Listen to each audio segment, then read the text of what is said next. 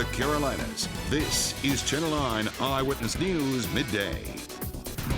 The violence and uproar in Missouri has some local civil rights leaders hitting the streets, the message they hope to bring to the people of Ferguson.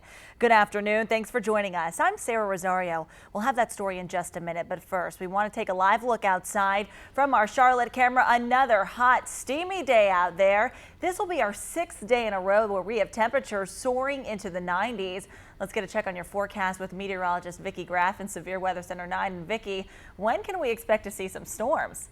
We are going to keep the threat for storms later in the... Thank you, Vicki. Ferguson streets were peaceful for a third night as tensions between police and protesters continue to subside.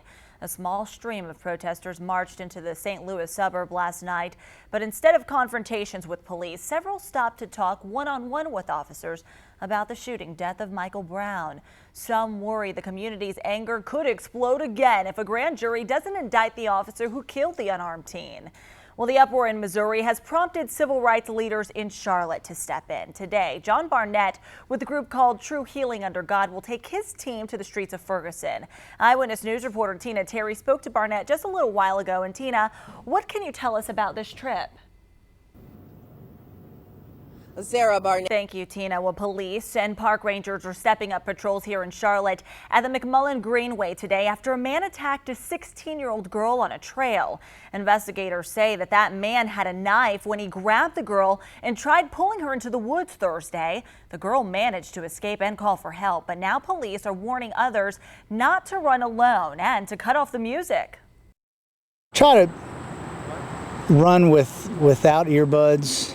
Be extremely aware of your surroundings. Well, the suspect is described as a black or Hispanic male, about 25 years old, 6 feet tall, 190 pounds. We're told he was last seen wearing a light blue t-shirt, khakis, either cargo shorts or pants. We have put this story on our Facebook page so you can share the suspect's description with your family and friends. To find the story, just like the WSOC-TV Facebook page. Students at a local high school are headed back to class Monday with heavy hearts. A popular guidance school counselor, Maggie Daniels, was murdered over the summer. The principal of Discovery High School says he plans to talk about Daniels at the first assembly Monday morning. He says there will also be extra counselors on hand to help students cope with Daniels' death.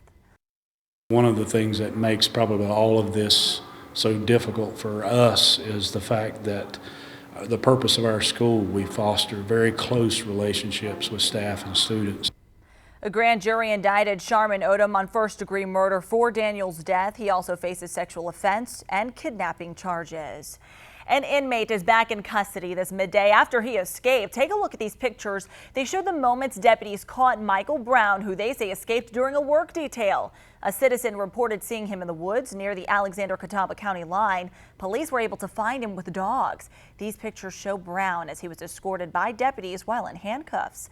Now, you may remember we first brought you this escape as breaking news yesterday on Eyewitness News at 5 o'clock. From Chopper 9 Sky Zoom, we watched as deputies surrounded a home about 5 miles north of Taylorsville. Brown was serving time as a habitual felon in connection with break-ins in Catawba County. He is expected to face more charges in connection to this escape. Monday, a Gastonia man will be in court charged with murdering his girlfriend.